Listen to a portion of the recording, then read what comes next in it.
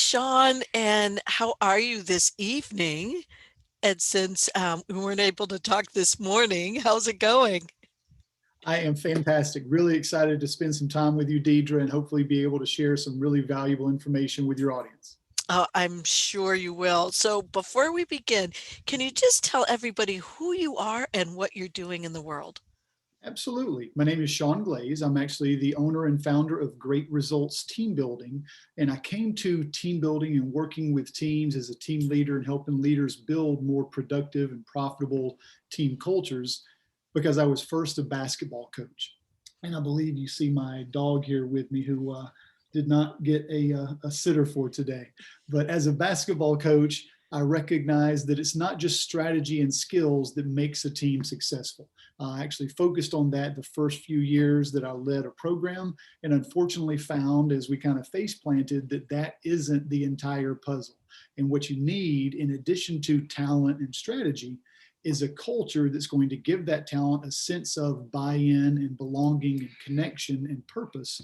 And so as soon as I started focusing as a coach and as a leader on culture, on building connections and camaraderie, and establishing, as you focus on, those team agreements and commitments, it made such a huge difference. And that's actually what I wanted to share with those leaders that were coming behind me, is how can you help them to actually be able to step over or around some of the same potholes that I'd stepped in as a young leader myself.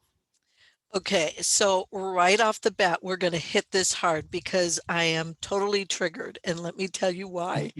Um, it's interesting because I also had an interview with Brian Biro, who does Yes. work in the field as well. And he was talking about first getting started as a swimming coach, a U.S. Swimming coach. And so I love the fact that both of you have this common connection in terms of sports.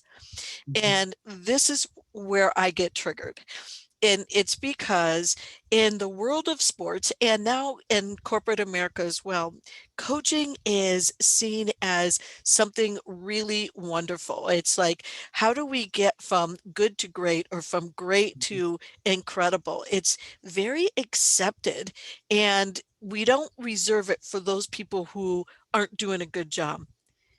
Oh, Everybody gets coaching, right? absolutely. Regardless of their level of performance. Well, I would interject as you get to the rest of your question and whatever you kind of detour we're going to take. And I love to be able to share on this because it really is a passion of mine. And what you touch on is so very important. Coaching isn't just for those who are sick. You don't need to be sick to get better.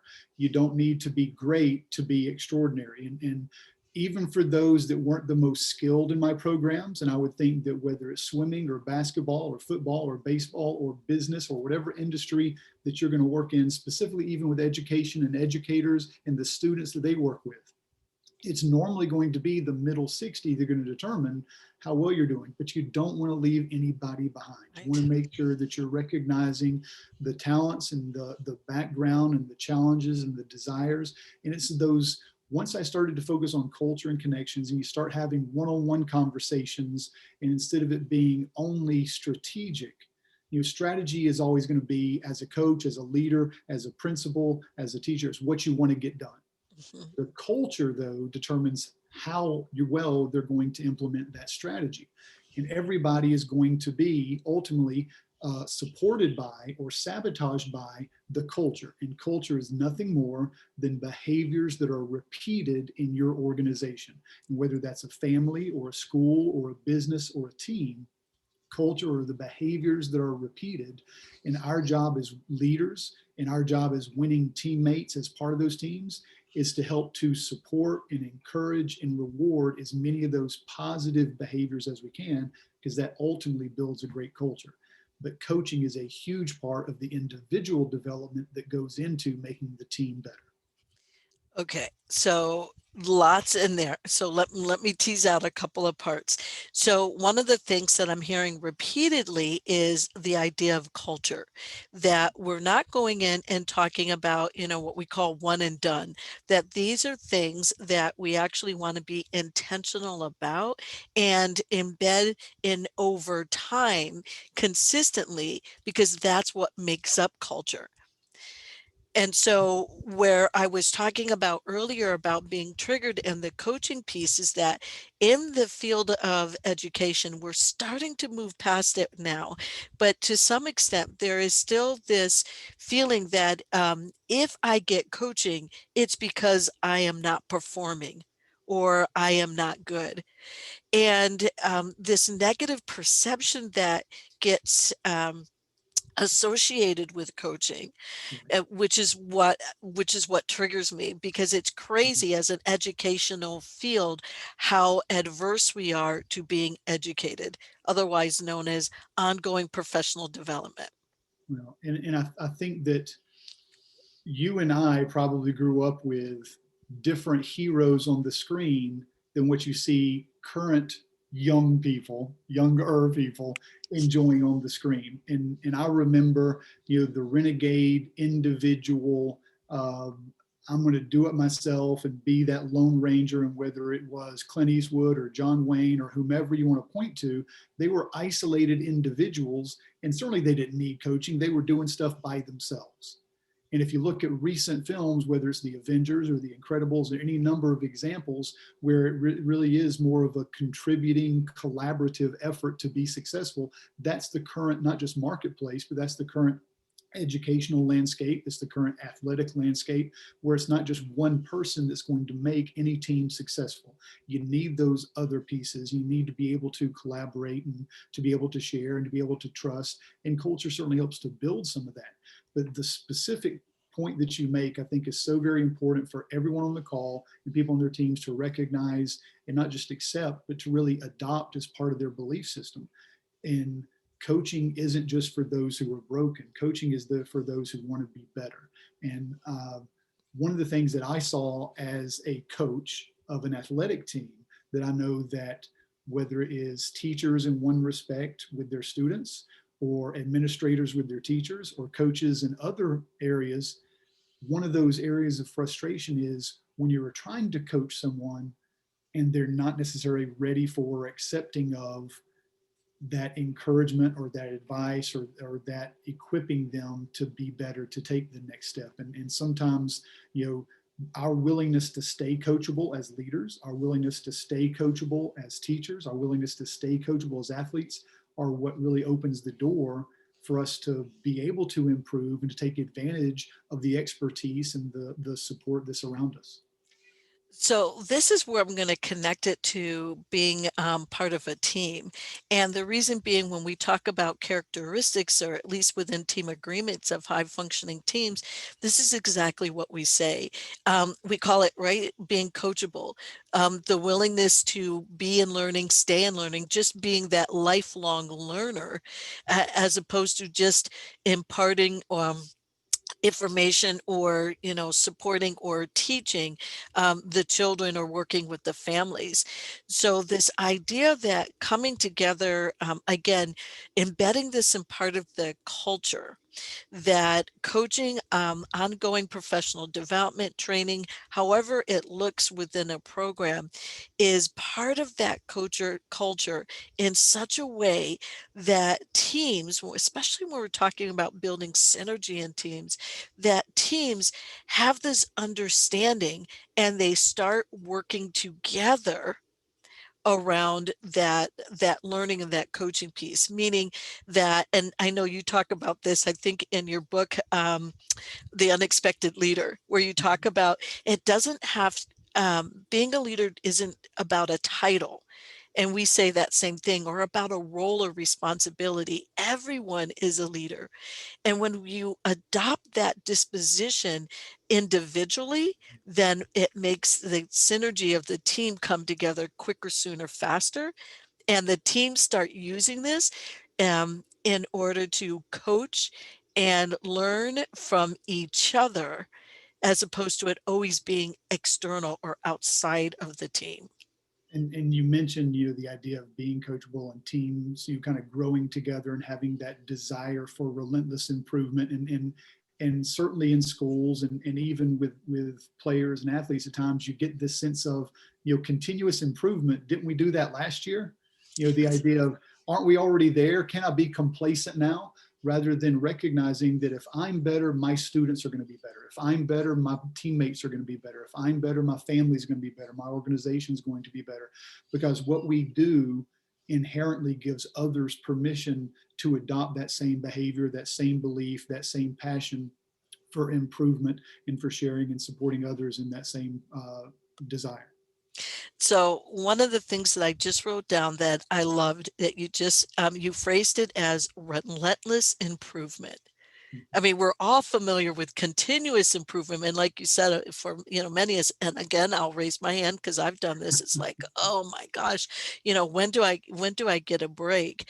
Um, so can you tell us a little bit more about what you mean by relentless improvement? Well, I am thrilled for you to ask that because it's something that I'm really deep in the weeds with myself right now. And you mentioned my book, The Unexpected Leader, which was the first book that I wrote, Deidre. And it was really for athletes who I wanted as a coach for them to feel permission and to be equipped to lead from where they are. And you Mm, realize that it's not just in athletics, but it's in so many different industries and organizations and circumstances that we can always lead and influence and have impact where we are. You don't need a title to be a leader. Your example and encouragement have tremendous impact. And then I wanted to speak to leaders. And so I wrote Rapid Teamwork, which is where I know we first connected, because that framework for rapid teamwork, how do you take a group and make them a team, is I use the kind of acronym of GREAT, and it's focus on goals and then relationships and then expectations and accountability and things. And after you've established the goal and after you've begun to build those relationships and connections, once you know what we're trying to accomplish and who we're accomplishing it with, the single most important thing you can do is to really clarify and define the team agreements, those commitments and expectations that we're going to have of one another, because you can't hold anybody accountable for what you've not clearly defined. And then at the end is obviously thanking along the way, maybe making sure people feel seen and appreciated for those efforts. Well, I went from rapid teamwork to the commandments of winning teammates, because ultimately, again, it's not just a leader, it's in every industry. There are more frontline workers who are customer facing than there are leaders.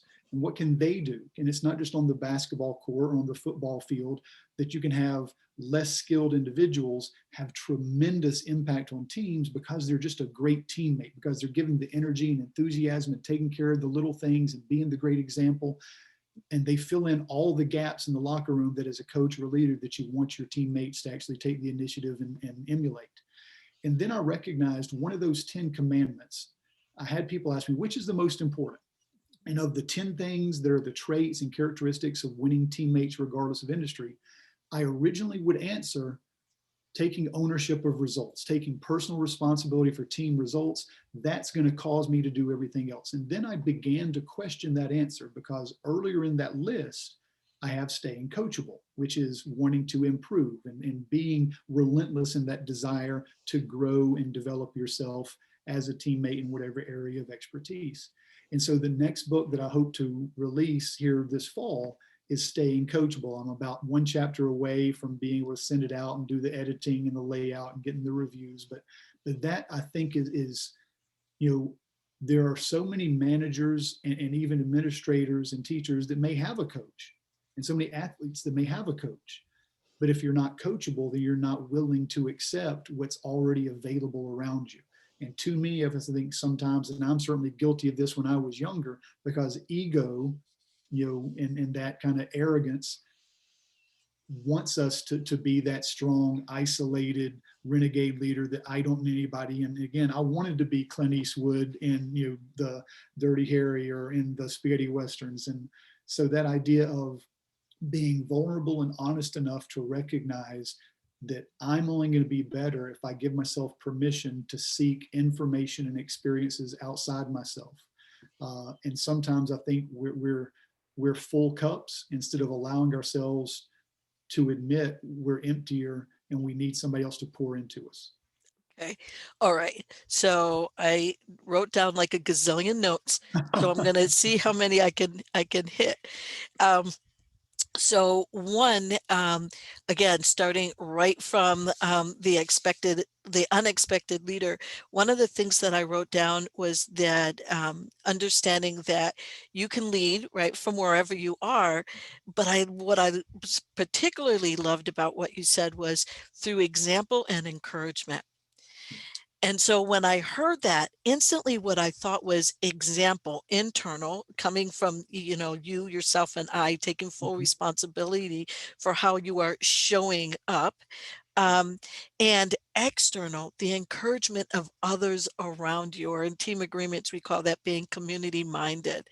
And so I love the interplay between the two because, many of us are, good or great at one area and not necessarily the other, or I should say more conscious of how we want That's to a good be in point. one area versus the other. But knowing that as leaders, we get to be both. That is not just about us, it's about others as well. And we are intrinsically both, whether we want to admit it or not. People are always watching our example, and you can't not communicate. If I'm not encouraging, then that's and again, you're going to die if there's an absence of air. Encouragement is the air that kind of transmits throughout your people and the interactions that you have. And so I think those are the two ways that anyone is going to be able to lead, is first by example and then by encouragement. What am I doing and saying to really not just first be that example that I would want others to emulate, but to help others to feel that they have permission and they have support and they have the competence to be able to follow that same path. And see, this is what I think that it's easy to forget, especially when you're in it, meaning you're doing the day-to-day tasks. And so when we talk about being part of the team, it's this understanding that you are modeling 24/7. Like you said, you may not be doing it consciously, but it's certainly happening unconsciously. So what is it that you want to model? One of our speakers, Evelise Colin, had just mentioned in our interview that she thinks about it as how is she showing up as the teammate that she wants others to be. Right. So this idea of, parallel processing. And so again, I think that's really important when we talk about building synergy in teams, is literally asking ourselves that question, even as a reflective question at the end of the day. How did I show up? Well, and that's how we improve, right? Is here's the activity, here's the data and the result, and here's the reflection that helps me be better in that next activity or effort. And I think that every day, and I talk about when I'm speaking at conferences or in front of a group of teachers or leaders. Uh, One of the things that you can do in terms of internalizing and being intentional is, we all, before COVID and the virtual world became a reality, we all got out of our car and closed the door on our way into whatever office that might be. And as that door closes, the closing of the door is that kind of bell ringing for Pavlov's dog of, how do I want to be intentional today? Who can I help to laugh? Who can I make sure that I touch and let feel seen? How can you, in those few moments of steps between your car and the building, how can you be intentional about making that day matter to someone other than yourself and looking beyond yourself? And I think that there's obviously going to be that shift, because there are going to be a number of people in education and athletics and who are going to be virtual. And how does that end up helping us to show up and still think outside ourselves? And I think one of the most powerful questions that a leader can ask themselves, and this is regardless of authority or position, because we're all leaders in terms of providing examples. One of the most powerful questions a leader can ask is not what's convenient to me or what would be easy or what's comfortable, but what does the team need? And it sounds so simple, but if you'll show up asking yourself proactively, what does the team need today? What does the team need? What does Steve need? What does Susan need? Then you end up having so much more of an intentional impact. And when you do that, then others take notice. And I think that goes back to what we talked about, the example and the encouragement. You can't separate one from the other, but they very definitely, whether you're unintentional or intentional, both of those are eventually going to end up uh, being repeated by the people in your organization. So if we want a better culture, we need to start by being better ourselves. Mhm. And so I'm going to go sideways for just a quick second because as I hear you talking about asking this reflective question, what does the team need? Um, Being proactive or front loading before you step into the situation. Mhm. What I also want people to be really mindful about, because it's inherent within the education field, and I'm going to overgeneralize. So I'll probably we could get some flack about this, but I'm going to overgeneralize that there are mostly women, especially when we talk about teachers, right, in the front line. And as women or as females, sometimes we lose touch with our boundaries and we go to the other end. And so when you're talking about, what does the team need, it's really having those deep conversations. It's not what do I think they need. It's not whatever story that I've made up that's going to make me feel better. It's not I'm going to just, have no boundaries and do whatever anytime for anyone. It's really sitting down with the team and again, going through not only those roles and responsibilities, but what are those outcomes? And you talked about the data and moving into this reflective process in context to who you are as a leader, who your values, your beliefs are. And so, yeah, I just wanted to throw that out there because I No, could well, just see it now. Oh, I, well, I think Sean that is said, such an important, yeah, and I think that's such an important clarifying point that you share, Deidre, because in education specifically, people go into that profession and many other professions, obviously, because they want to serve, because they do care, because they do want to give and to help to develop, and they do focus outwardly on others, and sometimes to the detriment of their own circumstance because they become martyrs in the midst of trying to give too much. And that obviously is going to be dangerous and detrimental as well, because what the team needs first is for you to be healthy and for you to be safe and for you to be strong enough to make sure that. And that's the 1,000-year-old analogy of make sure you put your oxygen mask on first. But I think it's so very important to make sure that we should, because absolutely you want people to think, what does the team need, but not to the exclusion of what do I need to make sure I'm strong enough to continually provide that for the team and be a strong team member and still feel appreciated and not feel resentful of the fact that I'm giving too much of myself. But I think that point is something that there are a number of people probably needed to hear. yes, yes. And so one of the other things that I wrote down in terms of your next book around rapid teamwork is moving from a group to a team. And I love that because again, in team agreements, that's the very first question. In fact, we just talked about it in the keynote for the summit, is actually getting people to think about the differences between being in a group and a team, and then being in a good team versus a high performing or a highly effective team, and getting them to start thinking about where they are or where their teams are along that continuum, because it is a continuum. Absolutely. And a lot of people think they're a team when actually they're really just part of a group, and really defining that, and so that people can again start making those really conscious decisions about where are they and where they'd like to be in their growth as a team member. And I think that that's the role of certainly the leader, but of those teammates to help clarify. Because I think the single most important question we can ask that I used to ask my students the first couple of weeks of classes, why are you here? Because if you're just here for a grade or just here, to get out of American literature, then you're not doing yourself any favors. Hopefully, this is a small, significant step on the way to something greater than just being here. And I think that when any team meets, they need to review their mission and vision. They need to review those team norms and expectations because they need to be reminded, why are we here? How do we do the things we do to make sure that we get there safely and effectively? And so that rapid teamwork framework, I think, is very important. And there are 5 simple steps in terms of understanding them, but obviously it's in the implementation that that consistency of doing so becomes the challenge of, are you clarifying that goal? Do you have a clear, compelling common goal that's going to engage and excite the people? Let's make sure we're showing up not just to get people through a year. Let's make sure that we show up to get people better because they had the benefit of us being in their lives. And whatever that means for your organization, for your team, for your school, for your company, you need to have that clear, compelling goal. And then that's going to then filter down to, again, having those conversations so I understand what piece of the puzzle I am as part of that.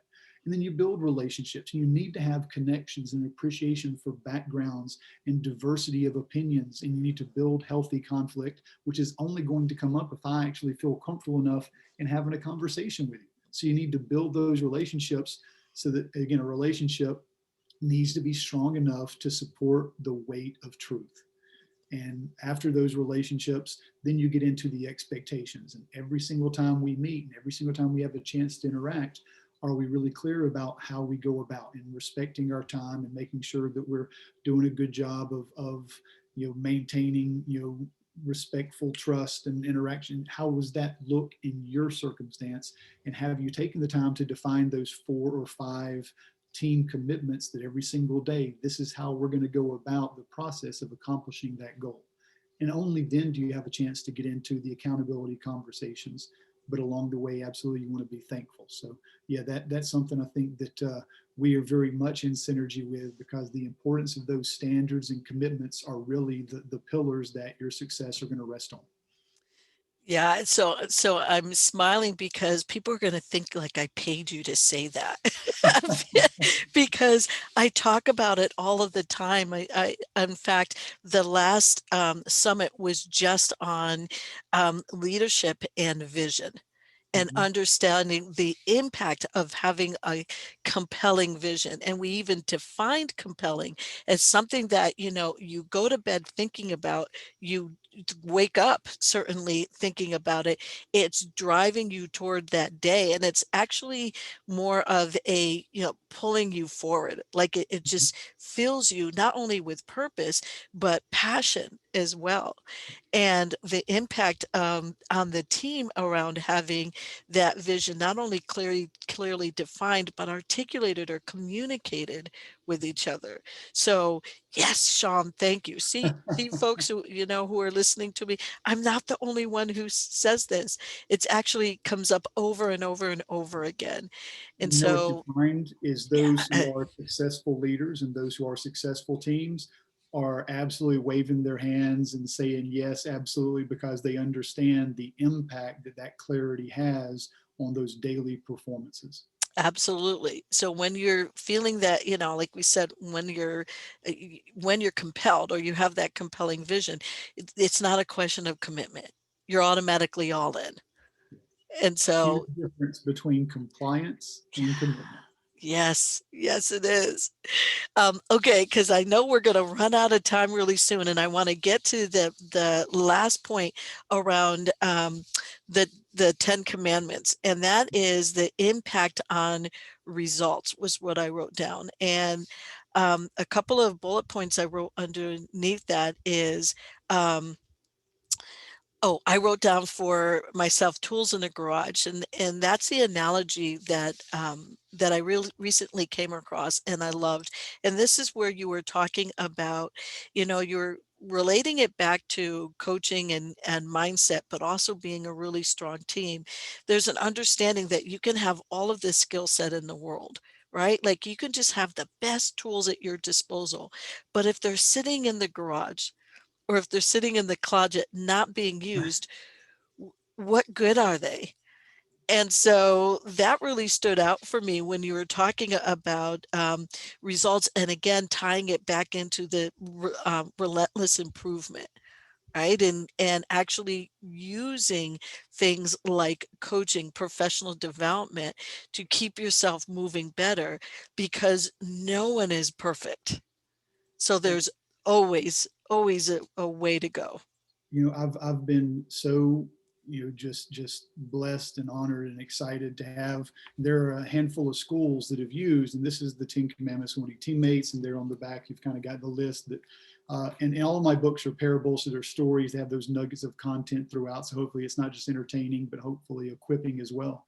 Um, but that have used that with their faculty to be able to really kind of hammer down and emphasize the things that are going to make them successful and give them a much better experience each day on the way to the goal that they've all agreed on. Because nobody wants to have this great goal and make it just a miserable journey each day because you don't like being with the people that are around you. And I want to have great teammates.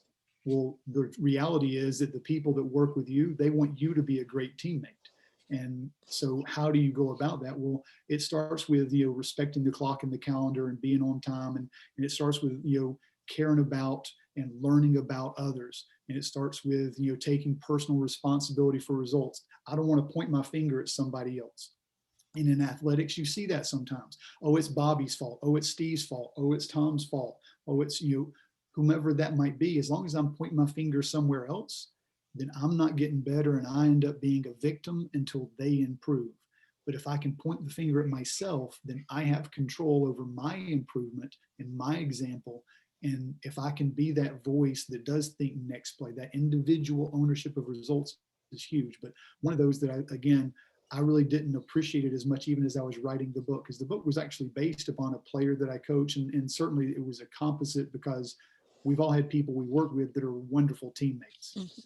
But I was just so impressed with one player in particular who wasn't the most skilled, but had the most impact on our success. And what we had was a very, very good year, um, because she really was coachable. And that idea of staying coachable and what it means is what I'm exploring with the next book, which is kind of an offshoot of, but I think is so very important in our culture today, because I think what you see, not just with athletes who are younger, but even with younger employees, is there is a defensiveness, and they see correction as something that is a dead end instead of a detour. They see criticism as negative feedback instead of an opportunity to grow. And I think willingness to accept, and not just to accept and be compliant, but to really be grateful and greedy for feedback, because feedback's going to tell me what I can do better. And if I'm better, I'm going to benefit, and my family's going to benefit as well as my organization. And so this is, I think, a great place for us to land because you and I can talk forever. So, I'm going to wrap this up because I'm going to give a caveat to what you just said, in that we also, as seasoned professionals, um, want to adopt that attitude as well, because sometimes we get defensive. And again, I'll raise my hand and be one of the first ones to admit it, that, wow, I've been in the field forever, or I've been doing this and it's always worked. Or, who are you to give me feedback? And so it's not just the young, but sometimes it's us who have been around for quite a while. We need to stay open to the feedback, remain coachable, and again, be that lifelong learner, especially as we not only improve ourselves, but the automatic ripples that move out into the team, whether it's our close team or, our larger external team, our professional or team within our programs, and of course, even our families as teams in our communities. So it just impacts everything. And what you find is the people who are watching this and learning from you, they're not complacent. They certainly are committed to growing. And again, I appreciate the opportunity to have shared with the audience. It's always such a pleasure to talk with you, Deidre. And you as well. And so, Sean, I know we're going to go ahead and publish your URL, your website up on your page for the replay. But just really quickly, if people wanted to get in touch with you, how can they do that?